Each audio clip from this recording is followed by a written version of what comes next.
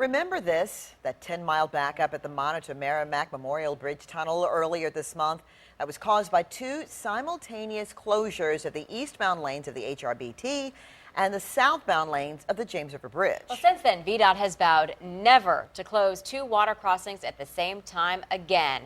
But today, we know what VDOT officials really thought about the problem and what they told each other before, during, and after the so-called Carmageddon. Yeah, 10 on your side. Ann McNamara spent the day reading hundreds of internal emails we obtained through a Freedom of Information Act. So, Ann, what did they say? Alvita, one high-ranking official notes that at least two VDOT employees involved in the project expressed concern about closing both bridges at the same time. But they were told by higher-ups that District Administrator Dennis Hewer said, done deal. And then in the midst of the worst traffic, Hewer called Chief Deputy Commissioner Charlie Kilpatrick and failed to mention just how bad the traffic was. It was gridlock from the get-go. Even before VDOT closed two bridges, they were getting complaints from drivers like you. And it's clear not all of them were taken seriously. That Friday, a Hampton Roads resident called to complain about the upcoming closures. The VDOT employee who took the call asked construction project manager Thomas Druitt to, quote, please call her back. Druitt responded, really? A VDOT spokesperson replied, yes, it's out of control. We're taking a beating, wrote another VDOT employee, and that was before the 10-mile backup at the Monitor Merrimack that lasted most of Saturday afternoon.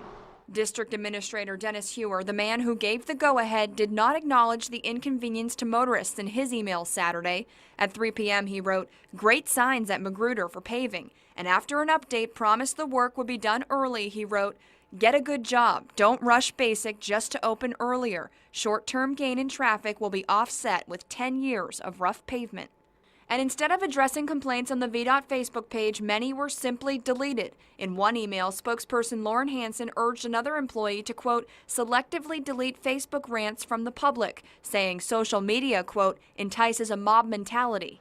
Sunday, VDOT released an I told you so statement that was less than apologetic. Chief Deputy Commissioner Charlie Kilpatrick agreed. He wrote, I don't think this release was helpful. And Secretary of Transportation Sean Connaughton asked what we all were thinking, why did this happen this way? Monday morning, Town Your Side got the governor's office involved. A spokesman emailed Connaughton saying, quote, this has all the makings of a prairie fire if not jumped on quickly. Wavy is expecting your call for comment.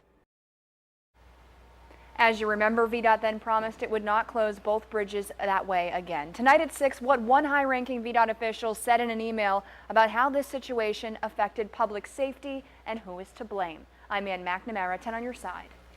Last week, VDOT announced it will not continue paving the eastbound lanes of the HRBT until after Columbus Day. When that happens, work will take place at night and the tunnel will be open during the day. The James River Bridge will also be open at that time.